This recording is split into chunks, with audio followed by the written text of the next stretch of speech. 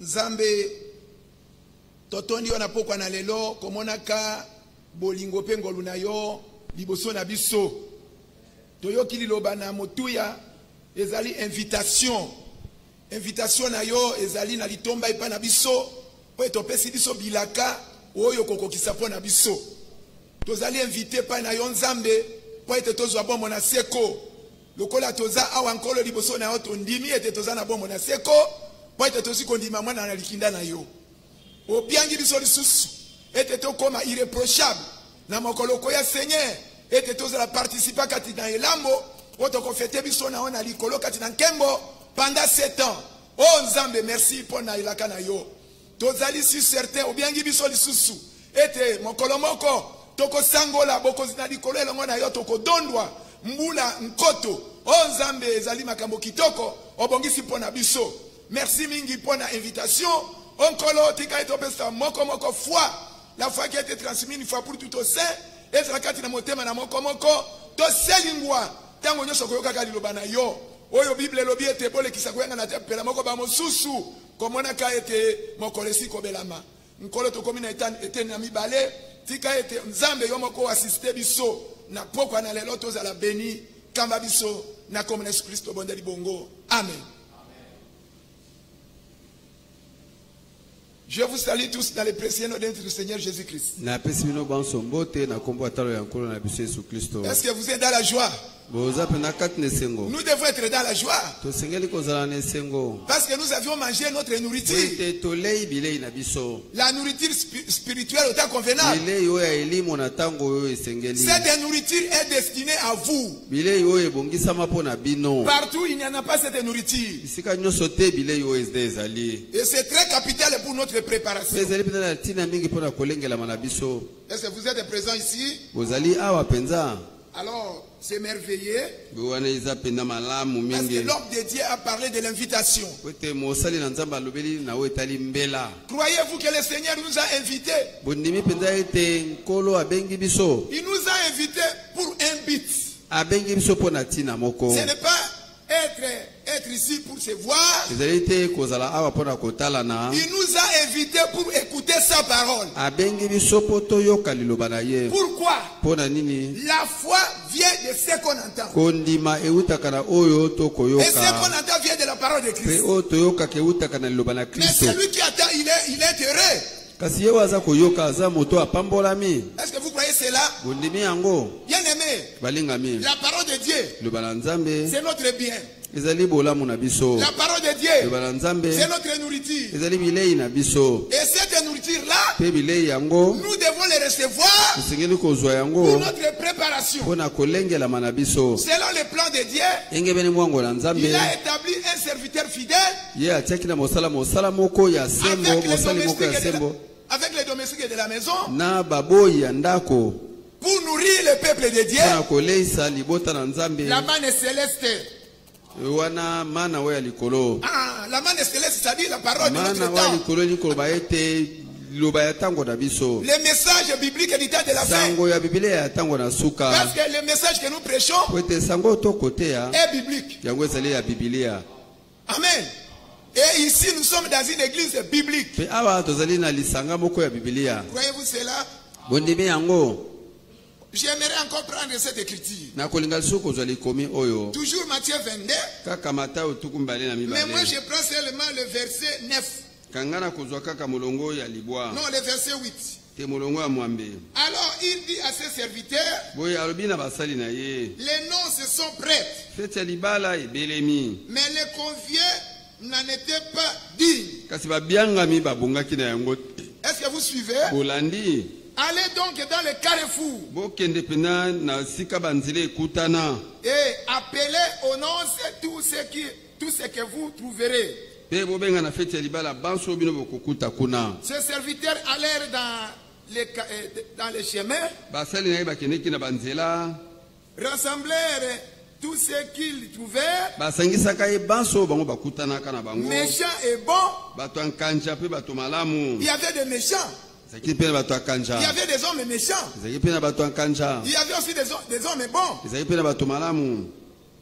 Et la salle dénonce fut pleine de convives. Bien aimé cette parabole. C'était Jésus lui-même qui a parlé.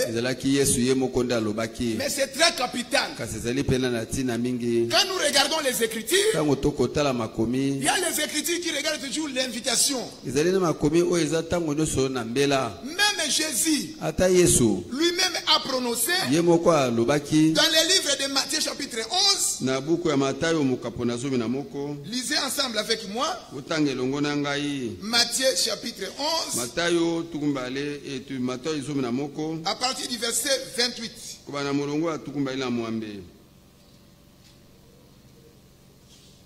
Venez à moi, vous tous qui êtes fatigués et chargés, et je vous donnerai du repos.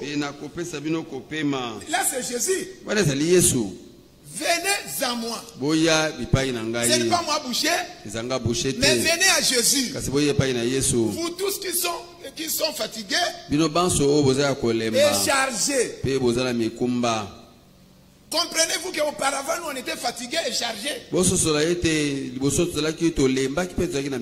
pourquoi il nous a appelés? Pour trouver le repos de nos âmes. Pour nous décharger. Si vous avez une charge et que toi tu es fatigué, quelqu'un t'appelle, venez. Et c'est bon. C'est pourquoi le Seigneur nous a fait grâce. Il nous a appelés avec nos fardeaux pour nous décharger, pour que nous marchions avec repos. Et nous avions trouvé le repos de nos âmes. Est-ce que tu as trouvé ce repos-là? Parce que tu as reçu la parole de notre temps. La parole de la vérité. C'est une invitation. Écoutez. Prenez mon joug sur vous. Et recevez mes instructions. Et là c'est capital. Nous devons prendre son joug et après nous devons recevoir les instructions. Bien aimé le temps que nous sommes, nous devons recevoir les instructions de Dieu. En d'autres termes, les conseils de Dieu. En d'autres termes, la parole de Dieu. Ce n'est pas la parole des églises, ni la parole des prédicateurs, la parole des églises, la parole des prédicateurs. Là il y a la mort. Mais nous devons recevoir la parole de Dieu. C'est pourquoi Jésus dit que recevez mes instructions. Car je suis doux et humble de cœur. Écoutez. Et vous trouverez le repos de vos âmes. Comment trouver le repos? D'abord, nous devons recevoir les instructions. C'est pourquoi je vous ai dit, la foi vient de ce qu'on entend. Si la Bible dit que n'abandonnons pas notre assemblée, bien aimé, c'est capital. Parce que moi, je sais cette église. Mais le moment que je regarde, je vois des chaises vides. Pourquoi? Maintenant nous sommes à la fin du temps de la fin. Ce que nous devons faire, nous devons le faire rapidement. Le point essentiel, c'est de recevoir les instructions de Dieu. Tous ceux qui se trouvent dans le monde sont des vanités. Mais la chose essentielle, c'est la parole. Croyez-vous cela? La chose essentielle, c'est la parole. Regardez, Dieu a planifié son plan. Il a fait un plan pour Israël. Et il a fait un plan pour nous. Dieu a choisi Israël. Israël était le peuple de Dieu. Mais comme Israël ont abandonné la parole, regardez ce que Dieu a fait. Il est venu chez nous les nations. Pourquoi? Parce qu'il est écrit, Il est venu chez les siens, mais les siens ne l'ont pas reçu. Ça, c'est Israël. Mais pour nous, à tous ceux qui l'ont reçu, à ceux qui croient à son nom, il les a donné le pouvoir de devenir enfants de Dieu. Enfants de Dieu. Nous le sommes. Dites Amen. Maintenant nous sommes enfants de Dieu. Parce que nous avions crié le nom du Seigneur Jésus-Christ. Il est venu nous visiter. Et nous on a reçu ce Dieu-là. Mais dans le monde, chez nous les nations, il y a beaucoup de gens. Mais regardez, Dieu t'a fait grâce. Ce n'est pas votre propre effort. C'est toujours la grâce de Dieu. Regardez, frère. Il est écrit la foi qui a été transmise une fois pour toutes au sein. C'est-à-dire cette foi ne vient pas de nous. Mais ça vient de Dieu. Parce que les propriétaires, c'est Dieu. Est-ce que vous me suivez? Regardez. Le propriétaire de l'église, c'est Dieu. L'église de Dieu. Est-ce que vous me suivez? La parole de Dieu. Les promesses de Dieu. Les serviteurs de Dieu. Les enfants de Dieu. Tout appartient à Dieu. Et lui-même est Dieu. Il a fait l'invitation. C'est lui-même qui nous a appelés. Parce qu'il est écrit, la promesse est pour vous et vos enfants et ceux qui sont loués à Bosenge, que le Seigneur appelleront. Croyez-vous que le Seigneur t'a appelé? C'est lui-même qui appelle. C'est lui-même qui donne la foi. Et après avoir trouvé la foi, lui-même nous donne la bénédiction. Lui-même nous donne la révélation. Lui-même nous donne la foi. Là, c'est lui-même. Pourquoi? C'est la grâce de Dieu. Amen. Pour l'invitation, je vais aussi lire une autre écriture. L'écriture qu'on a lu le moment que je vous ai salué. Mais c'est très capital. Je prends Acte chapitre 27.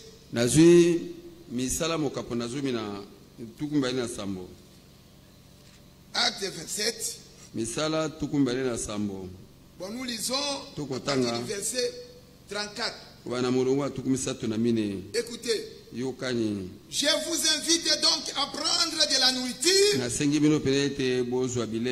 car cela est nécessaire pour votre salut. Là, c'était Paul qui a prononcé cette parole. Il était rempli du Saint-Esprit. Il a invité ces gens-là de venir prendre la nourriture qui est nécessaire pour leur salut. Et cette nourriture pour nous, c'est la parole de Dieu.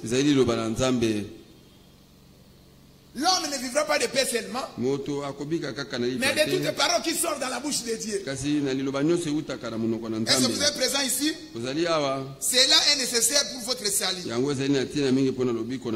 ne se prendra pas un cheveu de la tête d'aucun de vous.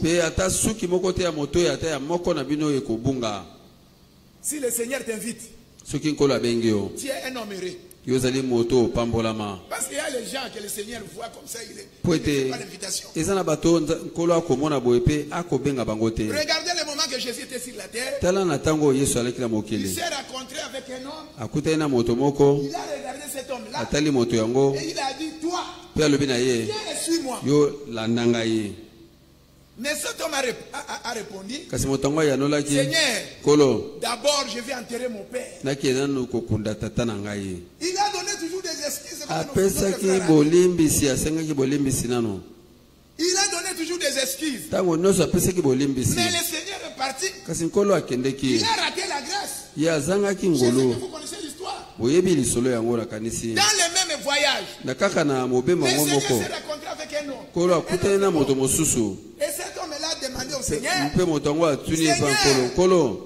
aller là où tu vas. Ce n'était pas Jésus, mais c'était cet homme-là. Est-ce que vous me suivez? Mais Jésus a répondu, moi je n'ai pas pas même une maison. Ngana za kutu na ndako Où je vais te. te loger. Oyo na koko lalisa Où yo. est-ce que moi je vais te mettre? Na ko chao wapi? Jésus n'a pas voulu. Ilingo ba ite Yesu alingaki te. Parce qu'il y a les gens que Dieu aime et il y a les gens que Dieu n'aime pas. Poeza na bato nzamba alingaka pe na ba nzamba alingaka Mais te. vous êtes les bien-aimés de Dieu. Bino bozali balinga mina nzambe. Dites amen. Boloba amen. Voyez-vous que vous êtes les bien-aimés de Dieu? Ondimete bozali balinga mina nzambe. Il y a les gens que Dieu n'aime pas. Eza na bato nzamba alingaka te. Amen. Regardez. Botala. Le moment que la femme Rebecca Na tango yo mwasi o Rebeka était enceinte, azalaki na il y zemi. avait des jumeaux dans son Ezalaki ventre. na mapasa na libumu na ye. C'était Esaü et Jacob. Ezalaki Esaú na Jacob. Mais il y a la prophétie qui disait, Kazana lisakoli elobaki avant que les enfants soient nés, yambo te bana ngo babotama. j'ai aimé Jacob Nalingaka et Yakobo j'ai haï Esaü. pe na yinaka Esaú. Ça c'est Dieu.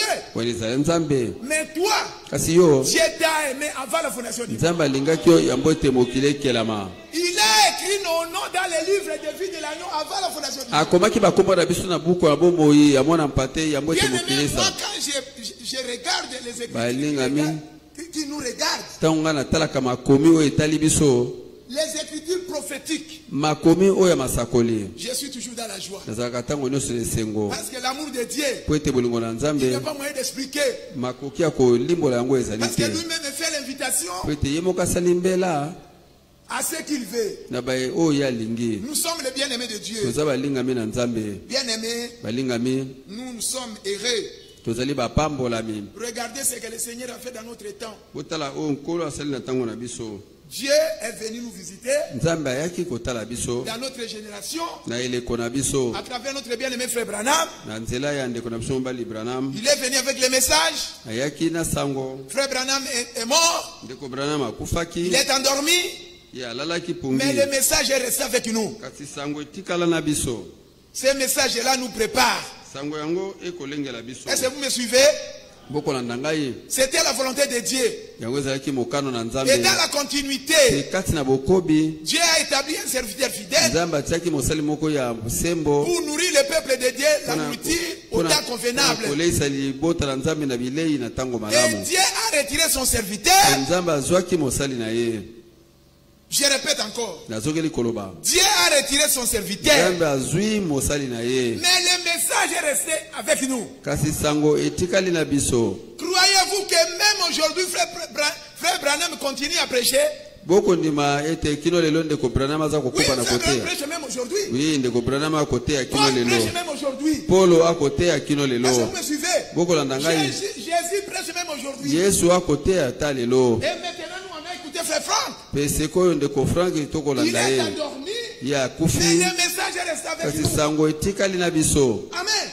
Et il y a aussi les domestiques de la maison. Eza pe na basali ya ndako. Ils sont là pour nourrir le peuple de Dieu. Basali wana pona koleisa libota na nzambe. La même nourriture. Bilei kaka moko. C'est pourquoi j'étais content. Yango wana nasepelaki. Le moment que frère Roger m'a informé. Tango ndeko Roger Oh frère ayebisaki. Boucher, chez nous d'abord, nous allons écouter frère Franck. Oh ndeko Roger epai na biso nanu tokoyoka Et ka frère après, Frank. il y a un intervenant, lui va Sima passer. nango mutu mosusu akoki koya koteya. J'ai répondu que Dieu vous bénisse. Nayonelaki ete nzambe apambola Regardez, bino. nous sommes au village. Tala biso oza na mboka Vous kuna. êtes ici à Kinshasa. Bino boza wana na Kisasa. Et je vous dis la Pe vérité. nakoloba na bino solo. Il y a les églises Eza na qui bieklesia ne sont pas connectées dans les programmes de Dieu pour aujourd'hui. oyo baza bakangani te na mwango na nzambe Il y a mpona même les lelo. prédicateurs qui ne comprennent pas la chose. Eza kuti na bateyi oyo bakososola malamu te Il y a likambo les églises yango. ici à Kinshasa qui ne suivent pas même les retransmissions. Eza na bamasanga mosusu na Kisasa balandaka Les baretransmission gens te. continuent toujours à débrouiller les prédications. Bato oyo baza kaka komilukela mateya Les nini gens bakoteya. terminent de débrouiller les prédications. Ntango ya komilukela mateya ya koteya Parce que esili. Dieu continue à parler. Po ete nzambe aza kokoba na Et koloba. nous avons la nourriture que le Seigneur nous a confiée Biso oza na bilei oyo nkolo apesi à biso travers l'homme de Dieu.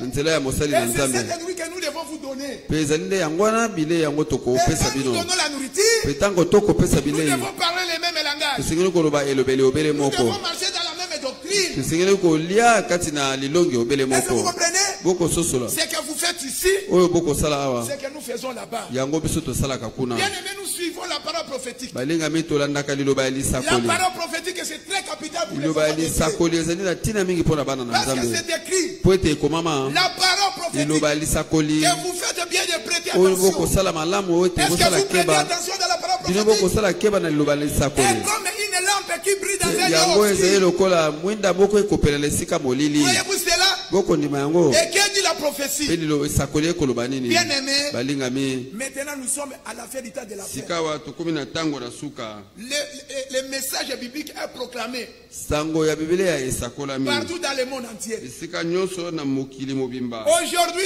nous suivons toujours des révisions. Lelo tokolandaka kaka ba rediffusion. Est-ce que vous suivez ce que j'ai dit? Boko yoka ona koloka. Les prédications que nous prêchons, Ite oto kotea. ce sont les prédications que les apôtres ont prêchées. Ezali matea oyo bantoma bateyaki. Les prédications de la première ère chrétienne, Matea ya ngonga liboso ya bakristo. ce sont les prédications que nous écoutons dans les dernières ères chrétiennes. Ezali matea oto koyoka na bangonga ya suka ya Nous bokristo. sommes dans la dernière ère chrétienne. Tozali na ngonga ya suka ya bokristo. Bientôt l'épouse partira. Kala mingi te mwasi na libala kokende. Croyez-vous cela? Bondimi yango Dieu nous aime. nzambe alingi biso. Regardez, Tobotala. le Seigneur a dit à Frère Franck, Kolo alobi pa ndeko Frank. avant que je commence la dernière action, Yambo ete na banda mosalo ya suka. je te parlerai. Na kolobela yo. Est-ce que vous me suivez? Bolani ngai. Et la ville des Zirites a été mentionnée. Pe ngumba oyo ya Zurich elobamaki. Mais il y avait un moment, Kasi eki na tango moko. Dieu a parlé à l'homme de Dieu. Nzambe alobelaki mosali na nzambe. Là à Zirite, Kuna na Zurich. il a dit que les prédications de Frère Branham Alobi ete mateya ya ndeko Branham. de l'année 60 Ya mibu tuku à motoba. 65, Kino tuku motoba na mitano. vous devez diffuser ça dans le monde entier Esengeli bo panzango na mokili mobimba. pour que le peuple de Dieu écoute. Po ete libota na nzambe Et ayoka. dans ces prédications-là, il y avait des services de guérison. Pe kati na mateya yango ezalaki na misala ya kobikisa na Vous nzoto. me suivez? Bokolanda ngai. Pourquoi? Pona nini? Parce que Frère Branham était notre prémisse. Po ete ndeko Branham azalaki mbuma ya yambo Mais na nous, biso. si nous sommes maintenant ici, Biso c'est-à-dire, awa siko tozala na mokili awa. nous attendons l'accomplissement de la prophétie, Tokozela bokokisama ya lisakoli. c'est-à-dire la pluie de Likoloba l'arrière-saison. mvula eleko na suka.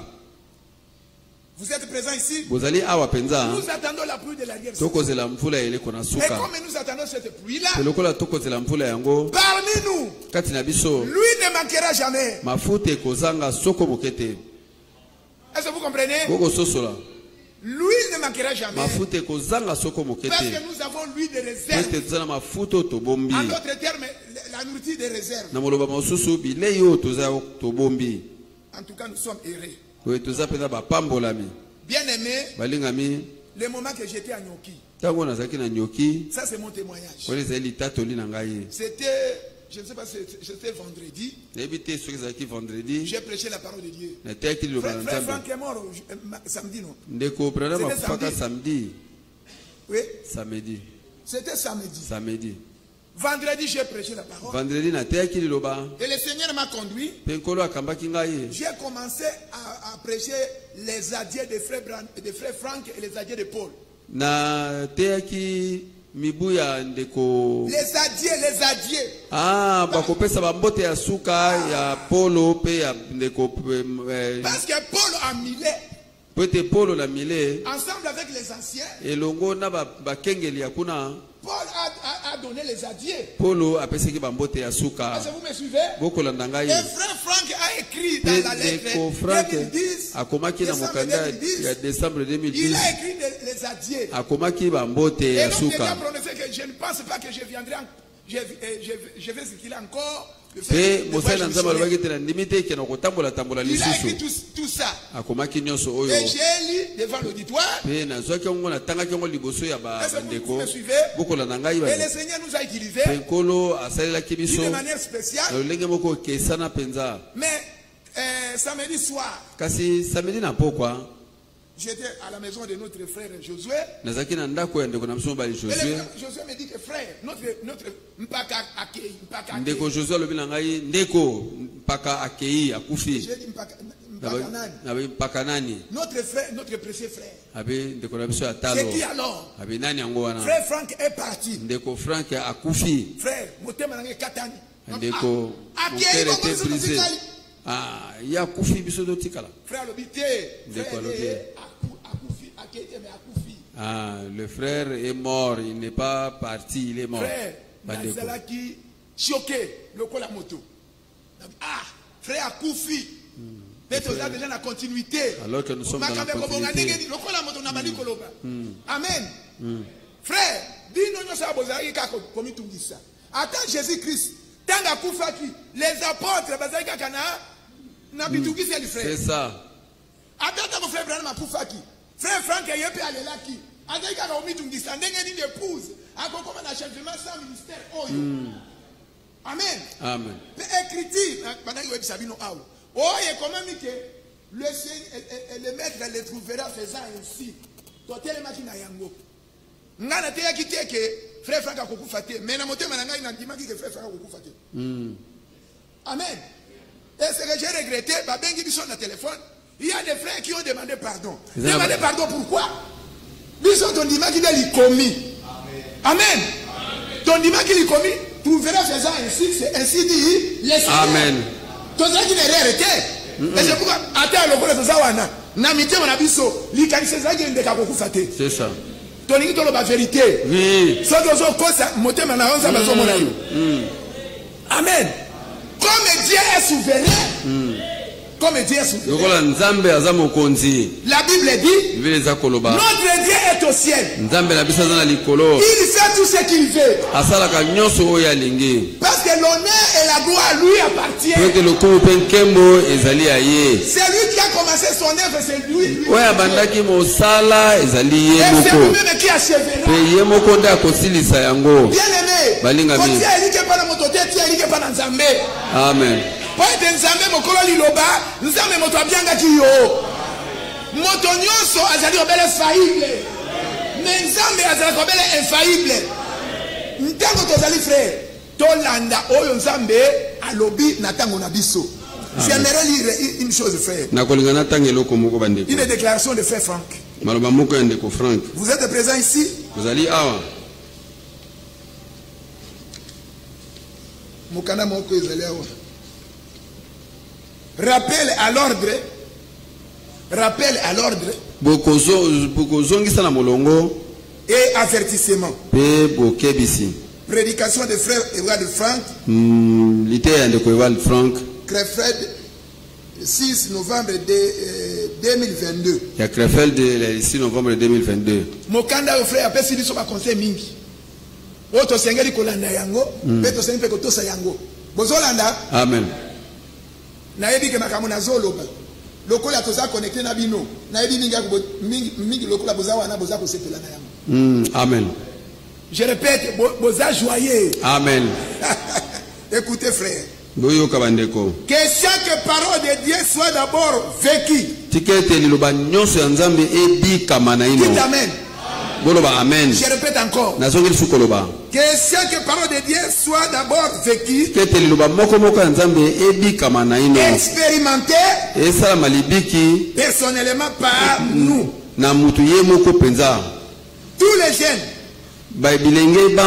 tous les mariés, tous ceux qui sont âgés, tous ceux qui sont faibles, peu importe qui nous sommes. Que Dieu nous accorde de vivre sa parole avec crainte. Mais c'est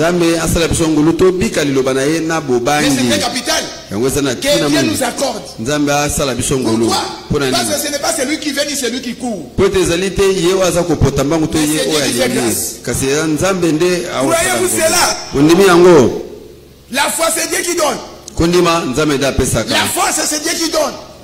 La révélation c'est lui-même qui donne. Tout vient à lui.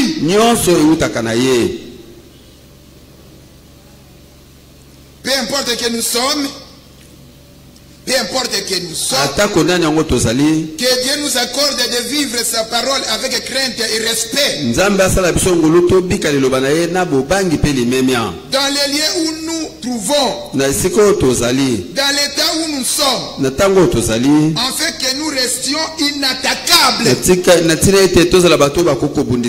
Nous restions inattaquables. Maintenant la parole de Dieu doit être notre vie. Nous devons être des épîtres lus. Notre vie soit la parole de Dieu. Est-ce que vous me suivez? Dans la ville où nous vivons, et que nous puissions ainsi tenir et subsister devant le Seigneur. Suivez. Il ne nous reste qu'une chose à faire. Il ne nous reste qu'une chose à faire. Etikalika ke loko moko ya kosala. Quoi? Nini? C'est de remercier le Seigneur. Ezali ya kopesa nkolo melesi. Car ce qui se passe maintenant est Pamba te oyo. Dernière activité sur la terre. Oyo ekosala masiko ezali mosala na biso ya suka na mokili. Je répète encore. Nazongeli sukoloba. Car ce qui se passe maintenant, Pamba te oyo ekosala masika wa. c'est que nous avions suivi. Oyo tolandaki. Est-ce que vous êtes présent ici? Bozalaki awa. Ne prenez pas ça à la légère. Bozwango kaka na lisekite. Mais c'est très capital. Kasi ezali na tina mingi. Car ce qui se passe maintenant Pamba te oyo ekosala masika wa. est la toute dernière activité sur la terre. Ezali mosala pena oyo ya suka pena na mokili. Dans l'église du Dieu vivant. Na eklese ya nzambe na bomoi. Car le Seigneur lui-même Pamba te nkolo moko. et tous ceux qui font partie de l'église épouse, Te banso oyo bazali kati na eklese ya mwasi na libala. écoutez, Boyokani. seront maintenant à l'écoute de ce que l'Esprit dit aux églises. Siko na boyoki ya oyo elimu akoloba na biklesia. Il est écrit Komama. que ceux qui ont des oreilles Bato bazana matoi. attendent ce que l'Esprit dit à l'église. Bayoka oyo elimu akoloba na eklesia. Bien aimé, Balingami. la Bible dit, Biblia za koloba. heureux celui qui lit, Bapambolama oyo bakotanga. heureux celui qui écoute, Apambolama oyo et akoyoka. celui qui garde. Peye oyo akobomba Les choses qui sont écrites. makaoma ya makomama. Pourquoi? Pona nini? Car le temps est proche. Pamba te tango ebelemi. Nous allons terminer, nous prenons Apocalypse chapitre 19. Tokosilisa tokozwa emoniseli somi na libwa. Mais c'est bon, Eza malamu. et c'est pour nous, Ezali pona biso. et c'est merveilleux. Eza kitoko penza. Oh là là. Apocalypse 19, Emoniseli somi na libwa. nous allons commencer à partir du verset 7. Tobana mulungu asambo. Réjouissons-nous. Tosepela. Amen.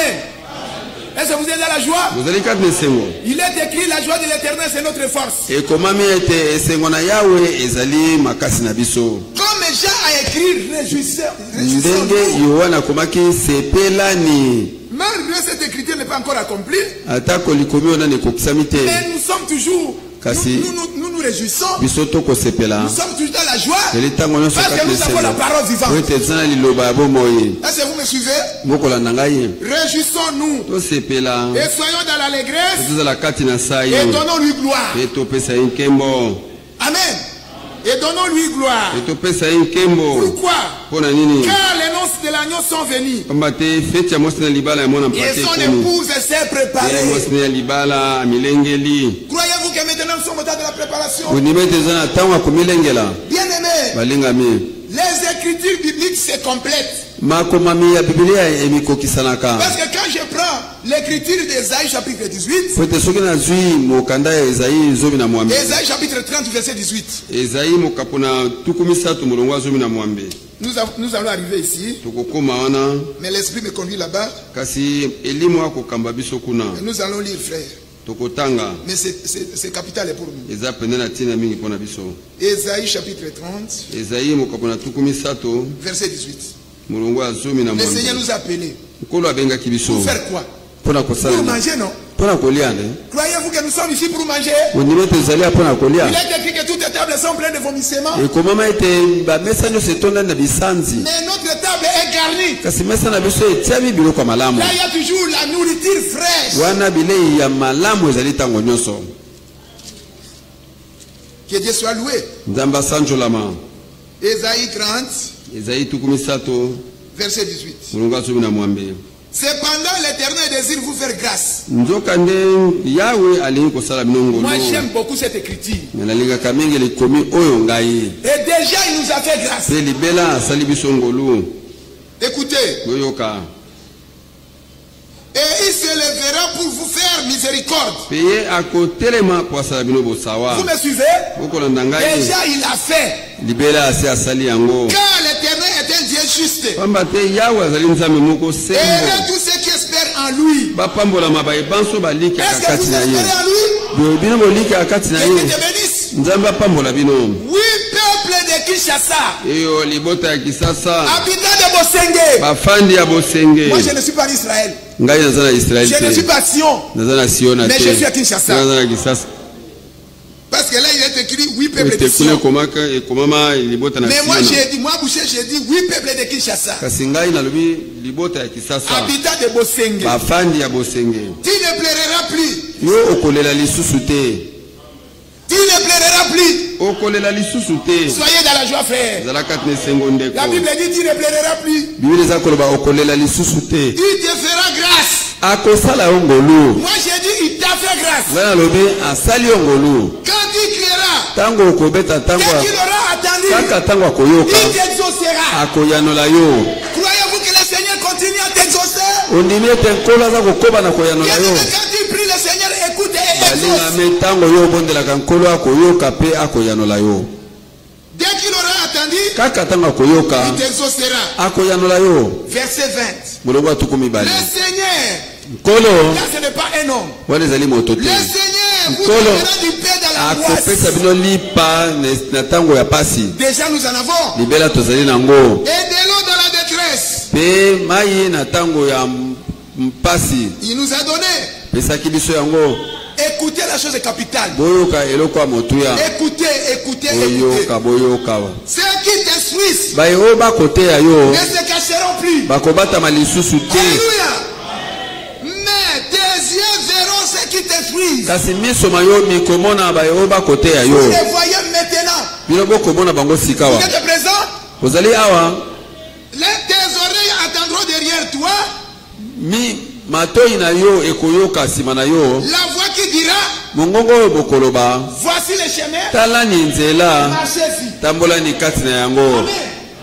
Ceux qui vous instruisent Baye o bakoteya bino. parlent le même langage. Bakoloba elobelobele moko. Là on ne parle pas voici l'église, allez-y. Wana bakoloba te tala ecclesia landa tambola. Voici le pasteur, allez-y. Tala nzela tambola. Regardez ce que font les églises aujourd'hui. Tala oyo biklesia ekosala lilo. Venez dans notre église. Boyana lisanga na biso. Notre église a la puissance. Lisanga na biso na nguya. Notre pasteur, il est puissant. Wana mokenge na biso na Bien nguya. aimé, Balinga mbi. l'église n'a pas de puissance. Ecclesia ezaka na nguya Un homme n'a te. pas de puissance. Moto azaka na nguya Mais te. le tout puissant, c'est Jésus. Kasi oyo aza na nguya nyonso ezali Yesu. Est-ce que vous comprenez? Bokososola. Voici le chemin. Tala ni nzela. Marchez-y. Etambola ni kati na yango. Selon le langage de la prophétie, Ezali elobeli ya lisakoli. Matthieu 25, Matayo tukumba na une mitano. écriture s'élève. Une écriture s'élève. Likomi moko ekonetolama. Au milieu de la nuit, Katikati na butu. on cria.